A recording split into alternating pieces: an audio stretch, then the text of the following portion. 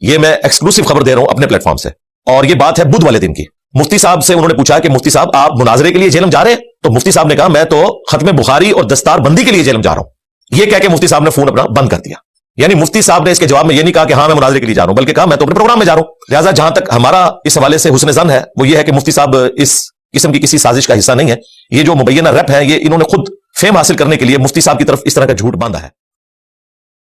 وہ اس viral video کے حوالے سے جو ایک مبینہ ریپ نے ان کی طرف سے ریلیز کر دی، اور وہ تمام مکاتب فکر کے جو یوٹیوبرز ہیں انہوں نے اٹھائی اور اس کے اوپر ویلاگز کرنے شروع کر دیے کہ اب تو انجینئر صاحب کی جو خواہش ہے وہ پوری ہوگی۔ حالانکہ وہ خواہش نہیں ہے، میں بعد میں بتاتا ہوں، وہ آپ کی خواہش کے اوپر میری طرف سے ریکویسٹ تھی۔ تو اب تو کوئی بہانہ نہیں رہا، لہٰذا مفتی صاحب کے سامنے بیٹھنا چاہیے، مفتی صاحب کو اکیڈمی بلانا چاہیے۔ تو ہم نے فوراً رابطہ کیا۔ مفتی صاحب کا انٹرویو جن بھائی نے کیا تھا، علی عابد بھائی حافظہ اللہ تعالی، وہ کراچی میں رہتے ہیں، جن کے انٹرویو میں انہوں نے کیٹاگوریکلی یہ کہا تھا، جب میرے سے علمی ڈسکشن اور مناظرے کے پوائنٹ آف ویو سے انہوں نے خود سے ایک بات رکھی کہ انجینئر صاحب چاہتے ہیں، حالانکہ میں نہیں چاہتا، ان کی پبلک چاہتی ہے کہ ہم بیٹھیں، تو میں نے کہا تھا کہ میں ایک شائستہ آدمی کے ساتھ بیٹھوں گا جو آپ کا بڑا ہے۔ تو اس کے جواب میں انہوں نے کہا کہ ہم اپنے پلیٹ فارم سے اپنے عقائد اور نظریات کا دفاع کرتے رہتے ہیں، کرتے رہے ہیں، کرتے رہیں گے، ہمیں ضرورت ہی نہیں ہے اس طرح کے لوگوں کے ساتھ بیٹھنے کی جو فیم حاصل کرنا چاہتے ہیں، وہ اپنے پلیٹ فارم سے دعوت دیں۔ اچھا، ایک آپ نے ابھی ریسنٹلی دیکھا ہوگا کہ انجینئر محمد علی مرزا نے آپ کو مخاطب کیا اور کہا کہ آپ وہ شخصیت ہیں اہل سنت والجماعت میں جن سے وہ براہ راست مناظرہ کرنا چاہتے ہیں، آپ کا اس پر کوئی موقف نہیں آیا؟ کوئی آپ اس سلسلے میں بات کرنا چاہیں گے، کوئی میسج دینا؟ ہم ایسے لوگوں کو منہ نہیں لگاتے، اور ہم اپنا موقف اپنے پلیٹ فارم سے پیش کرتے رہتے ہیں۔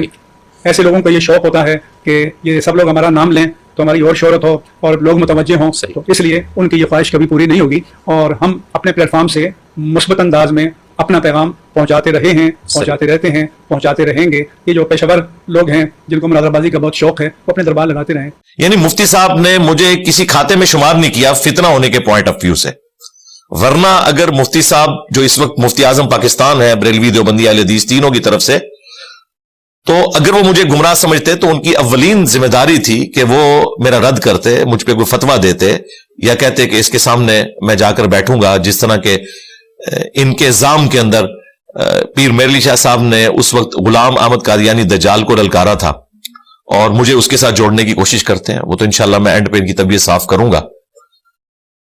تو مفتی صاحب نے کوئی اس قسم کی سٹیٹمنٹ نہیں دی۔ سلام ہے، مفتی صاحب کو پتا تھا، وہ ویڈیوز دیکھتے ہیں، میری ان سے ملاقات بھی ہے 22 مارچ 2007 کو، یعنی آلموسٹ آپ سمجھ لیں آج سے کوئی 18 سال پرانی میں بات کر رہا ہوں۔ اس کی میں نے تفصیل بتائی تھی، آج محل نہیں، انشاءاللہ موقع ملا تو دوبارہ سے عرض کر دیں گے۔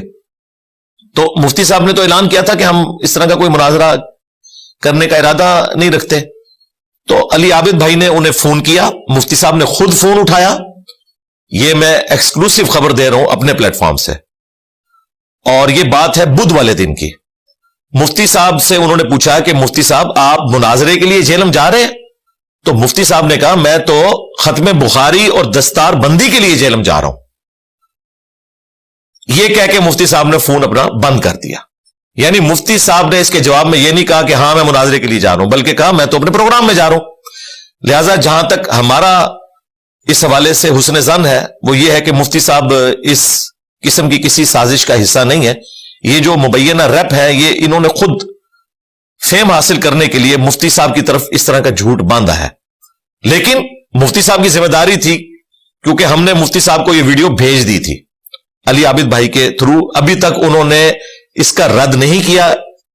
اس کی وجہ سے مفتی صاحب بھی اس پورے پروگرام کا چاہتے نہ چاہتے ہوئے حصہ بن گئے۔ ان کا کام تھا کہ وہ رد کرتے، چونکہ انہوں نے رد نہیں کیا، لہٰذا ہم یہی سمجھیں گے کہ جو ان کے مبینہ ریپ کہہ رہے ہیں کہ وہ دستار بندی کے لیے پلس ختم بخاری کے لیے اور پلس انجینئر صاحب سے علمی ڈسکشن کرنے کے لیے آ رہے ہیں۔ تو یہ میں نے آپ کو بیک گراؤنڈ بتا دیا۔